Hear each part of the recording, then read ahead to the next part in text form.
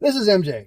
I'm an author, I'm an artist, I'm an analyzer. You can find all my work at mjmunoz.com. Welcome to Going Ultra, brought to you by Henshin Inspection. I'm going to be talking about Ultraman Blazar episode 13, which is a recap episode, so I will make this short, not as short as the short, but still short nonetheless. That makes sense? Anyway, I am continuously shocked by the existence of recap or clip episodes, but they always try to make them good. They always try to make them interesting. They always try to make them work. And I think this one definitely does it. It's cool getting to see different sides of everybody.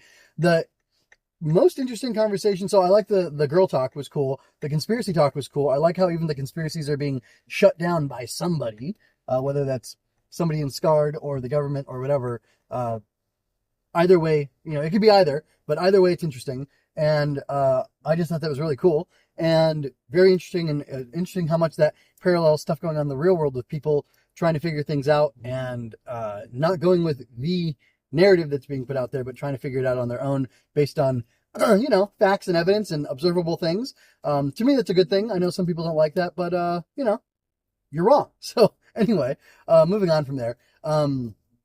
I thought the most interesting stuff that, of course, we're only getting little shreds of, so we'll see what it is later, is this V99, which I don't know if it was in the actual episode of where and thus fought Emmy. I don't know if that was in the actual episode where one of the documents showed V99 on it, but I grabbed thumbnails from the future and from future episodes, and it turns out V99 is something that pops up, or a reference to something very much like V99 pops up, and my head is kind of spinning, wondering what all that has to do with what's going to go on, and with the overarching plot of the show, and how it ties into things from the past, perhaps.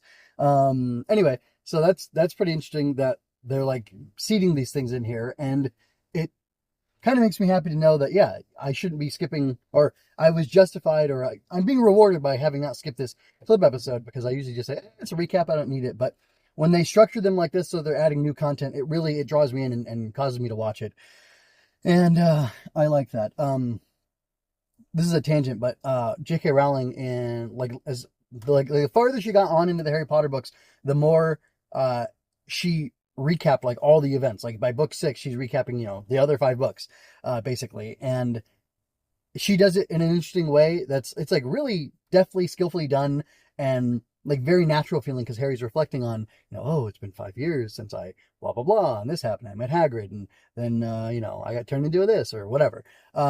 And it's done really well. I did a whole series of podcast episodes talking about the Harry Potter books, because I only read the first 3 of them, first 2 actually, as a kid, and then as an adult, I said my daughter was interested in them, so I said, I'm going to read all these. So I listened to the whole 60 hours worth of Harry Potter stories. Is it more than that? It might be more than that. Anyway, I listened to those within like a relatively short amount of time, and good books. Anyway, getting back to the subject at hand, this episode, Teruaki and Gento, their interaction was really interesting. Gento felt so guarded, and that was super interesting. And like, he seems like he's trying to play the nice guy, but he really wanted to get out of there desperately and didn't want Teruaki asking him any more things and like piecing together any more information. And that was really interesting, because Teruaki, after he asked him about Blazar, why he named him Blazar, first of all, Teruaki went into this whole thing about what a Blazar is, and he was like science nerding out about what a Blazar is, and maybe how it compares to Ultraman Blazar, or how he can see the connections between Blazar, because he has the black hole thing and pulls the weapons and whatever out of his hand. That's probably what Teruaki sees, and like why he gets it. And he like seemed impressed by the fact that Gento named him that. And I don't know if Teruaki like caught something as Gento was telling him why he named Blazar or what. But then like when he followed up and wanted to ask him something more, because it seemed like make something click for him, and then he wanted to ask him something more, and Gento like put his hand up, was like, "Can I go now?"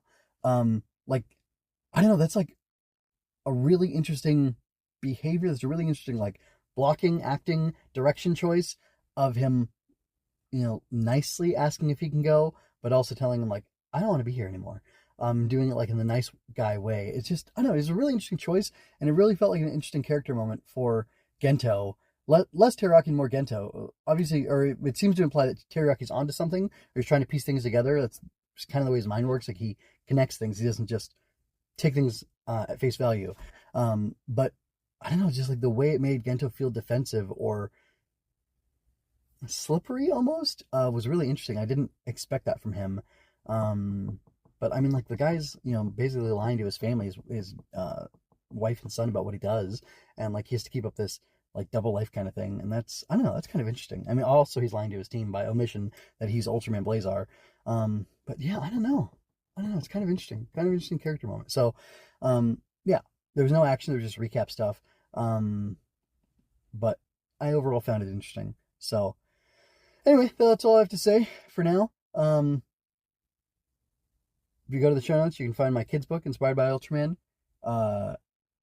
Last night, I spent an hour revising chapters 1 through 5 or 6 of my first book to spice things up, make things a little better, clean things up, make things a little more clear. So hopefully I'll have news on that soon for you, and you can check that out. That's about it. So until next time, folks, be Ultra. I hope you enjoyed that. Subscribe to keep up with me. Like and share to help me reach more people like you. And go to mjmunoz.com to find your next favorite thing. And don't forget to let your voice be heard. Stories are always better when you're part of the conversation. Until next time, be well. This is MJ signing out. This has been a Story Over Everything production.